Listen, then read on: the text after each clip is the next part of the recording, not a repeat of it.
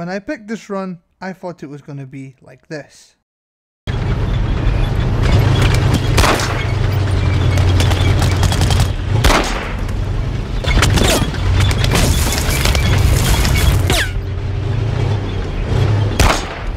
It was actually more like this. Oh shit.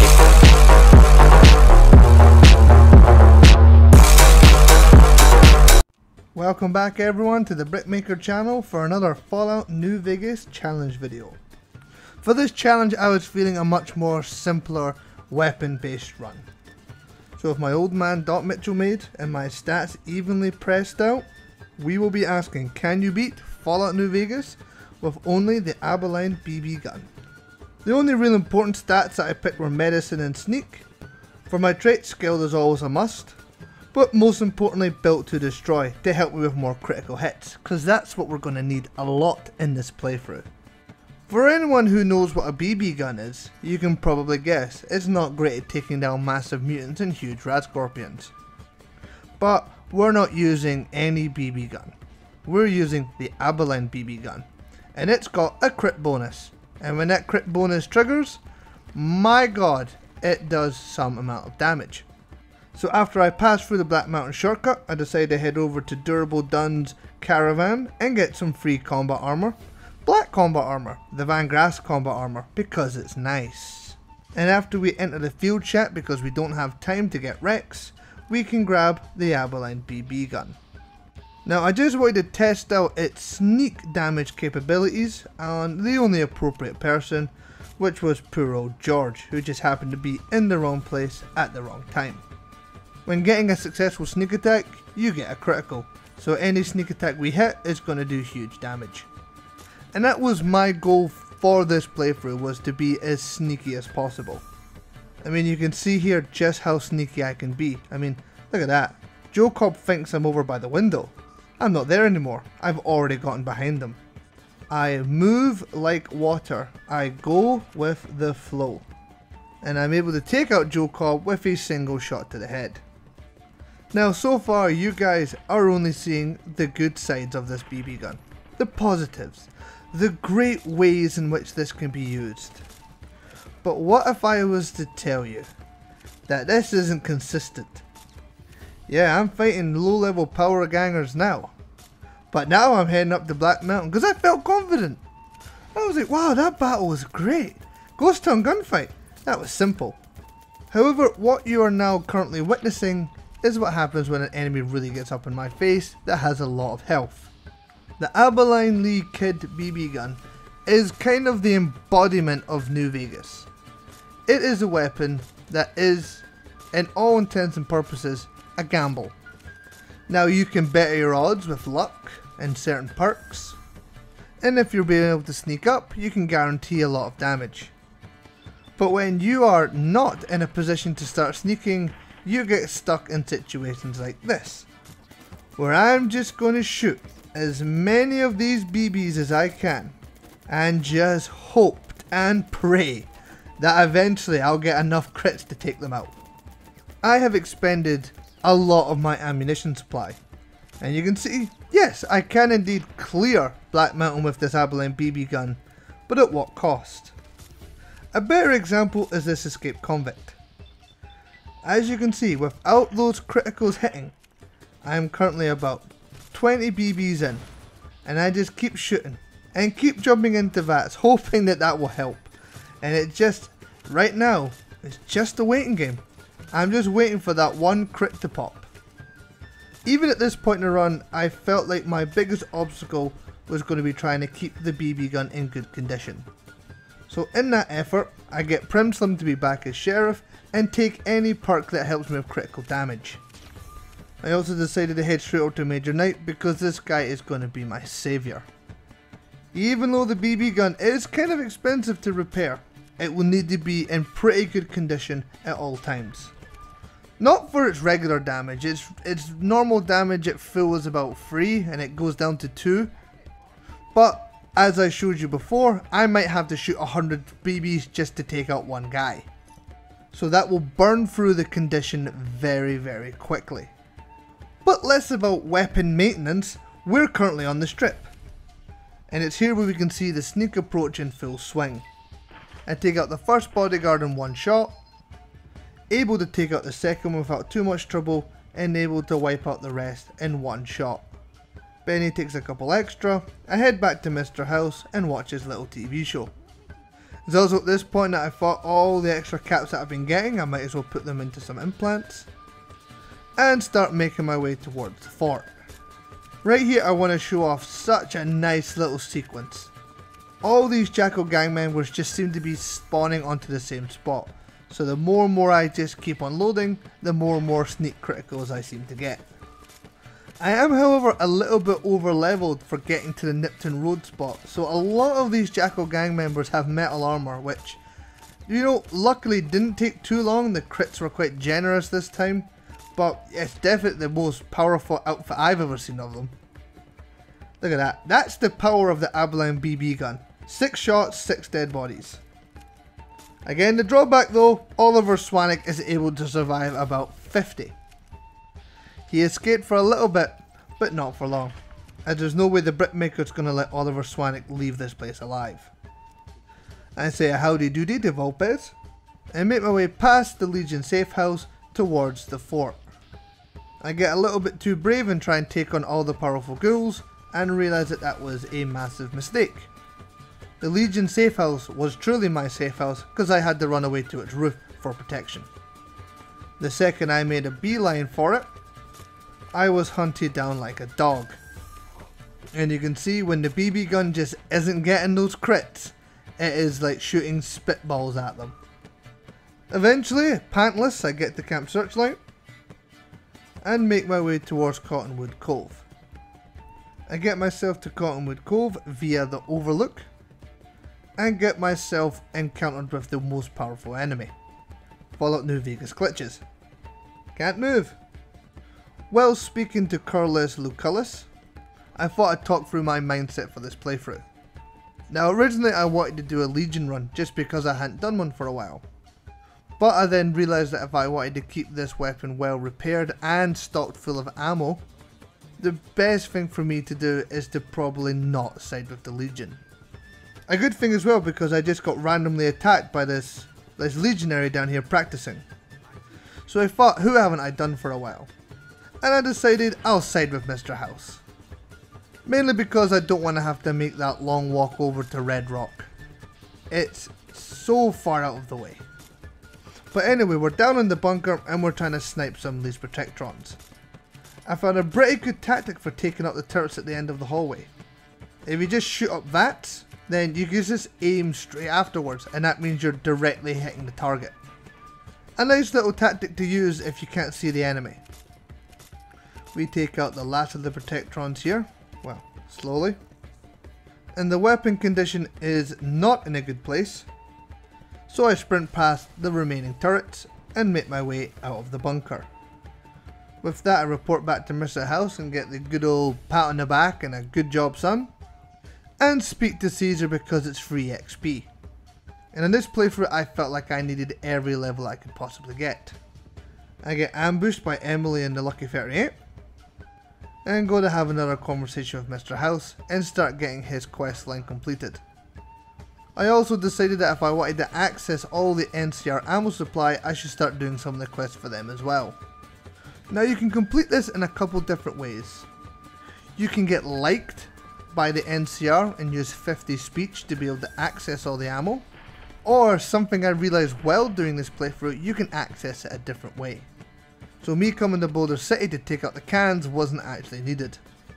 I do mark Hoover down on the map since I'm here, and start making my way towards the boomers.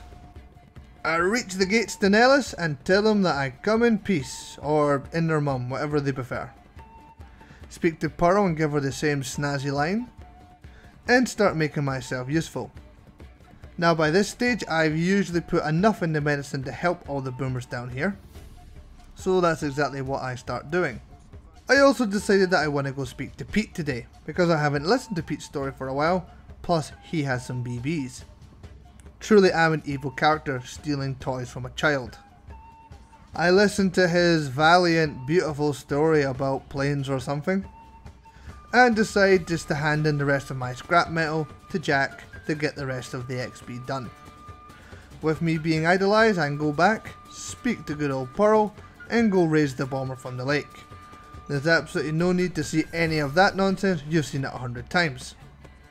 Pearl says that she'll take my side in whatever way I decide the war to go, and immediately make my way over to the Silver Rush.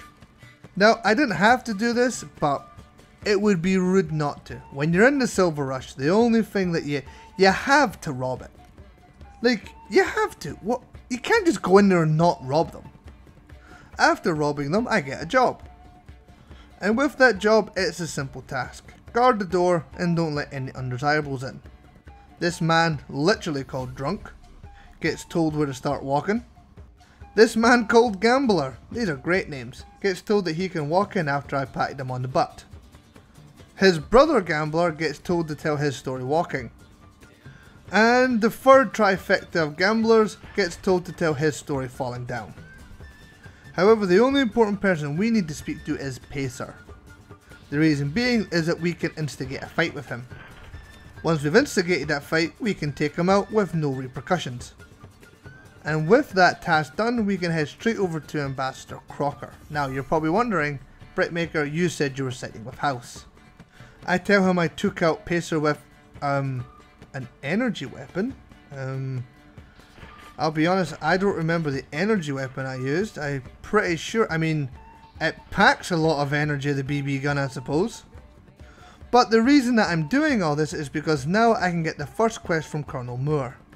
Once you've got that quest, you can access Quartermaster Barden's supply without any speech checks, giving me access to nearly 5,000 BBs. Now what will I do with this newfound wealth? Well, might as well hit up Gomorrah. To spend it? Well yes, spend it on the thugs.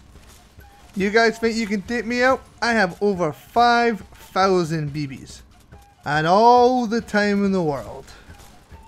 It's just a matter of time before you all go tumbling. Yeah, crap, I should have been healing. Second attempt at the old meter thugs. And this time I remembered to set my stim packs to the downward D-pad. Because at this point, I am now unloading unlimited BBs with unlimited health. Can you imagine anything more terrifying? A man with a bald head and mutton chops and grey hair turning up with black combat armor and a kid's toy. And no matter how much bullets you unload into him, he just seems, without even sticking a stim pack into himself, just seems to keep walking forward while firing his kid's toy at you. I mean, I was feeling so confident, I decided to go take on the Brotherhood of Steel as well. And as you can see, this weapon has its moments. Moments like this, when a Brotherhood of Steel paladin walks out and you're able to double tap his ass. Where was that when I was in Gomorrah? I know the sneak criticals do massive damage, but even with the other paladins, I've only got 15 BBs in and I'm already taking out another one. And another one. I haven't even spent a full 100 yet, and I've got nearly 3 paladins down. The final 2 take a little bit longer because the luck just simply wasn't on my side. But again, I'm about 100 BBs down and about 5 paladins down as well. The guards at the front door don't fare much better. First of all, Paladin Ramos just has so much less health than the rest of them. I'll never know why he does.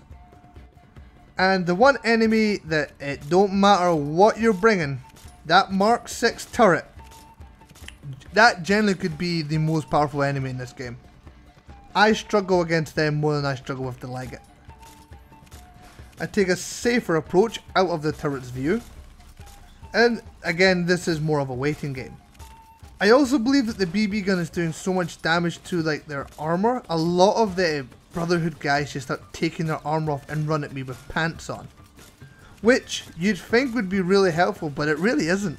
I mean, when the criticals pop, they go down. It doesn't matter how much armor they've got. However, it does matter how much I've got, and I didn't have enough. When it comes to the Brotherhood, it's just a simple waiting game. I did suspect that I was going to get taken out a few times down here, just simply with Gauss rifles, and eventually they'll get lucky and hit me in the head. But I persevere and get myself into the lower levels. The Brotherhood scribes weren't any problem. And I love this bit, opening this. You don't have to open this door, you can just go get all the key cards. But I love when they funnel in like this. I don't think I can see anything at this point, I just keep shooting. And I just keep blasting and hitting down on the D-pad. And eventually, everyone falls. I take out Apprentice Watkins and make my way towards the Elder. Now the Elder is obviously one of the easier people to take out just because of his lack of armor. But I honestly don't even remember taking him out at this point because there's just so much electricity happening. If this weapon could be fully automatic, it might be the best weapon in the game. Because like you can see, sometimes it takes 100, sometimes 3, and 3 people go down. Even if the weapon condition low, there's only one last guy to take out. And luckily in all that commotion, Head Paladin Harden didn't even wake up. So it was very simple getting his keycard and beginning the self-destruct sequence. I start moving my sexy little feet out, make my way up the staircase, and successfully destroy the Brotherhood of Steel. I decide to reward myself with another implant and get some regeneration. Go to sleep and go back to speak to Mr. House. I got like a 50-60% success there with how happy he is with my performance. And he sends me off to protect the President. Now I make sure to pick up the last of the BBs, because I had no intention of protecting the President. Why, may you ask? Well, as I said at the start, I wanted this to be a Legion playthrough. And even though I chose ammo and repairing my weapon over siding with the Legion, I can still get a little bit in, you know. We're already in the end game, that's not going to affect that much. I decided to throw on an NCR uniform to head over to the substation. Mainly just for quality of life, just so I didn't have to fight my way through a bunch of different soldiers. Head back to Mr. House, he gives me another pat on the back, a pat on the bum, and sends me off to the dam. And indeed dam, because I get one of the most just beautiful sequences right here. Now despite me just firing, I don't think anyone knows I'm over here. So I'm just getting sneak critical after sneak critical, and they drop as if they have just had their brains turned off. Those are the most satisfying shots with this BB gun. When the guys are just running, you fire off one and you just see them drop to their legs. Drop to their legs? Drop to the knees. I'm on my knees! I'll fight my way through the Legion on top of the dam, and fight my way through the NCR at the bottom of the dam. I was a bit worried about the heavy troopers, I thought this might take a little bit longer, but then I remembered I'd already wiped out the Brotherhood, so 2 NCR heavy troopers weren't going to stop me too much. I plugged Mr. House into the computer, and well, if you really think about it, I turn him on. I'm literally turning on Mr. House, he is now the dam. I take out these Centurions with a nice view of the fort burning behind them. I've always found this more satisfying. I always thought, Caesar survives if you don't take him out. But if you go with Yes Man or Mr. House and unlock the Securitrons, then I'm pretty sure he gets wiped out by them. Very satisfying way. However, I have reached the Legate's camp and decide to load myself with every single chem, everything I've got on hand. I even have a True Stories book that gets me +5 critical chance. Here it is, guys, the moment you've all been waiting for. Look at that damage! Sneak critical with the BB gun takes about a third of the Legate's health out. And here, the biggest thing I was worried about was the numbers game. Because this is, like I said before, a waiting game. One person who did not wait was the Legate, as he ran off scared. He starts using his grenades on me, but to be honest, I think he was doing more damage to his own soldiers than he was to me, because by the time he had threw them, I'd already ran out of their range. At this point, I'm just holding back on the joystick, down on the D-pad to keep healing, and my finger on the right trigger just to keep shooting. I know I'm going to win this. It's just a matter of how long will it take, how many crits will pop. And I think overall this battle did take a decent amount of time, but I believe I've generally struggled with other weapons more than this. This Abilene BB gun is beating a lot of the weapon runs that I've done before. And with these crits coming, I'm going to be doing it even faster. One more circle around the hill. And while I'm not even aiming at this point, I'm just spraying, I'm able to finally take out the Legate. A couple lucky crits at the end, and I'm able to go pick up his lovely shiny helmet. Now I just got to clear out the last of the Legionary, especially the ones who have magic powers. We can't let them live, he's just phasing through doors now. And get ready to confront the General. Now this is a very interesting part of the game, because it's just kind of a formality which you can accidentally die to. So I make sure I pop right into VATS and get the final strike on the General. Now I just gotta wait for the Securitrons to decide to disintegrate all the veteran rangers. Mr. House rolls up to congratulate me, offers me a shiny brand new room, tells me I'm the best employee he's ever had, finishing the game and answering the question, yes, you can indeed beat Fallout New Vegas with only the Abilene BB gun. That was a lot more fun than it had any right to be. When I originally planned this video, I thought this is going to be one of those grueling long recordings. The interest in the video is going to come from the struggle that I go through. But I was pleasantly surprised. I've never used that weapon ever in any other run before. Casual or challenge. I always thought it was just a bit of a joke weapon, but when I decided to do the BB gun run, I thought, right, well, I'll go see if there's a special one. I knew about the Abilene BB gun, read about it and thought, oh, this might not be as hard as I initially thought. In fact, I might get through this relatively quick, and I did. I think this playthrough clocked in at under 5 hours. I had a lot of fun recording it, so I hope you guys had a lot of fun watching it. Remember to like the video, leave a comment down below, rate Raoul since he's on the screen right now, and remember to subscribe to the channel if you want to see more challenges just like this. I'll see you in the next one, peace out and goodbye.